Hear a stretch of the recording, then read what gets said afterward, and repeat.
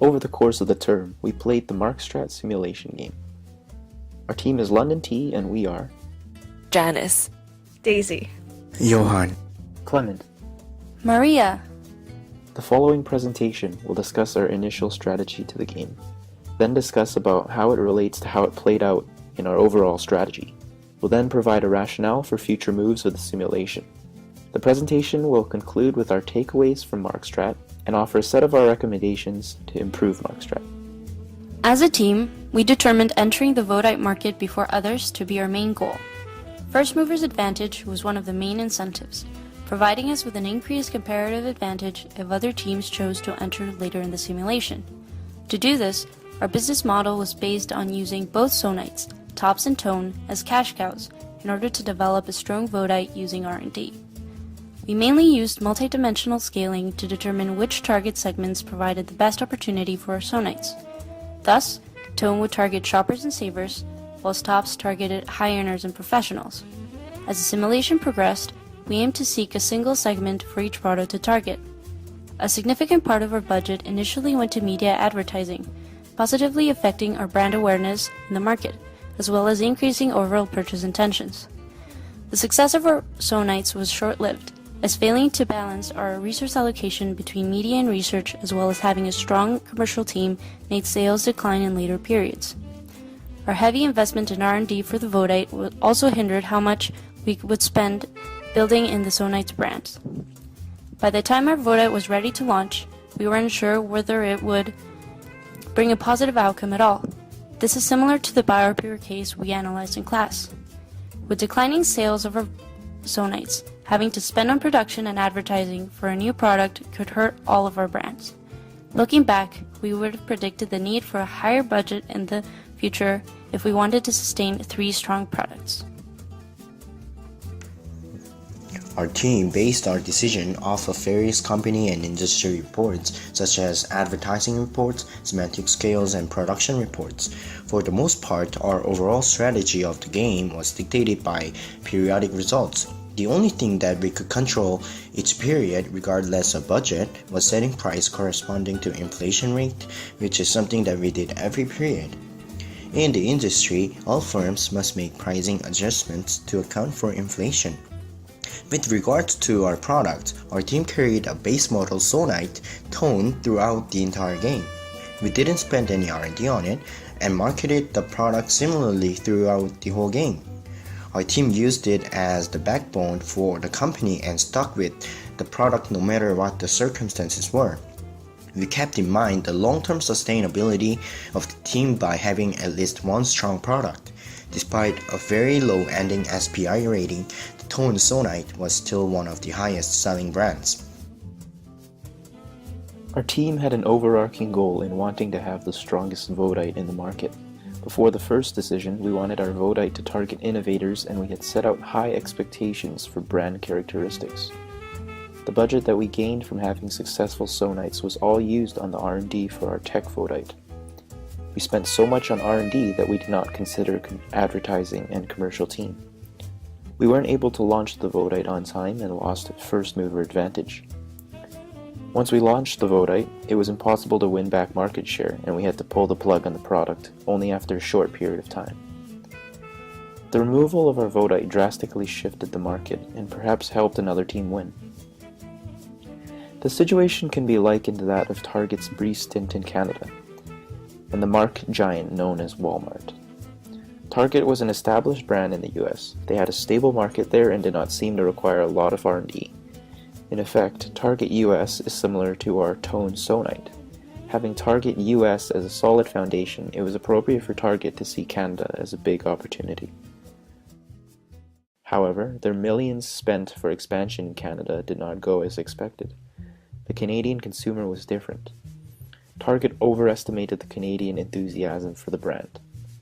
Target Canada eventually pulled all their stores after a short stint. Their exit opened up many key locations across Canada.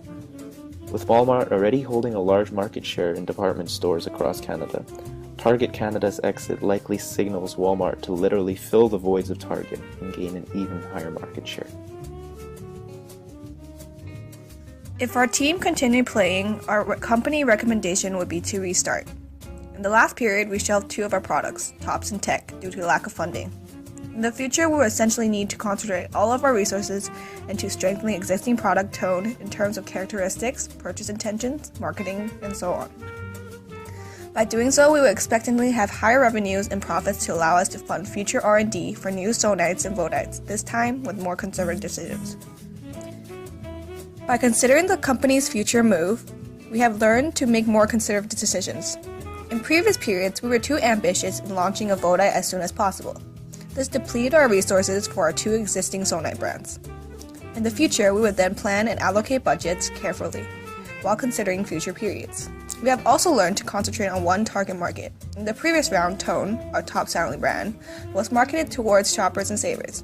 Our lack of one single target market caused us to lose sales to other brands that are targeted specifically at a certain type of consumer.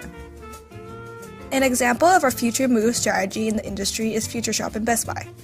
Recently, Best Buy, the parent company of FutureShop, has decided to close down all FutureShops across Canada and replace half with Best Buys, and the other half will be closed indefinitely.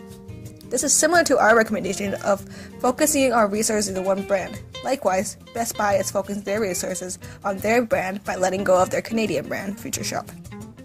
Our team found the Markstrat simulation an interesting game, yet challenging, in which it requires our team to become critical thinkers and to put our knowledge into use. Now we're going to share with you some recommendations that can help Markstrat to become a better learning tool for students. Our first recommendation for Markstrat is to allow money to be carried over from one period to another. Currently, how the Markstrat simulation works is that groups are required to spend all their money during the specific period. Our team finds that if Markstrat allows money to be carried over from one period to another, users can enrich the Markstrat experience by having the opportunity to practice real-life budgeting practices. For example, if our team would like to put money into R&D for a new project, we'll need to properly manage our budget and to allocate money to produce a Vodite. It will also allow users to learn how to invest wisely. Our second recommendation for Markstrat is to allow 2 practice rounds for all the teams in order to have a better grasp of how the tools in the simulation works. As all the teams are still unfamiliar with the tools and decisions available on Markstrat, having a second practice round will allow teams to make decisions through trial and error before actually entering the game, thus making each team more equipped with skills and how the tools are used in order to compete. Our third recommendation for Markstrat is to provide a more user-friendly participant handbook in order for teams to find information and instructions more efficiently. Currently, the participant handbook combined all the information needed for the Markstrat simulation in one document. Oftentimes, when our team needs to find information on a specific research study, we need to scroll through the entire participant handbook or to use the search engine to find the right information. The whole process is quite time-consuming, and our recommendation is to provide a more user-friendly interface by placing the corresponding manuals of specific market research studies with a tab in order for teams to make decisions and find information more efficiently. Some aspects that our team finds the simulation useful and valuable is that the Markstrat structures the interface so that only one person can make the decision at one time, while the others are locked out and can only view the decision being made. We found this specific feature helpful in avoiding confusions when our team is all trying to input decisions, and it allows our team to communicate with each other, finding the best strategy, and to also input the decisions agreed by all members into the decision box. Markstrat is also a great simulation game for marketing students, as it allows us to not only learn about marketing concepts but to also put them into use.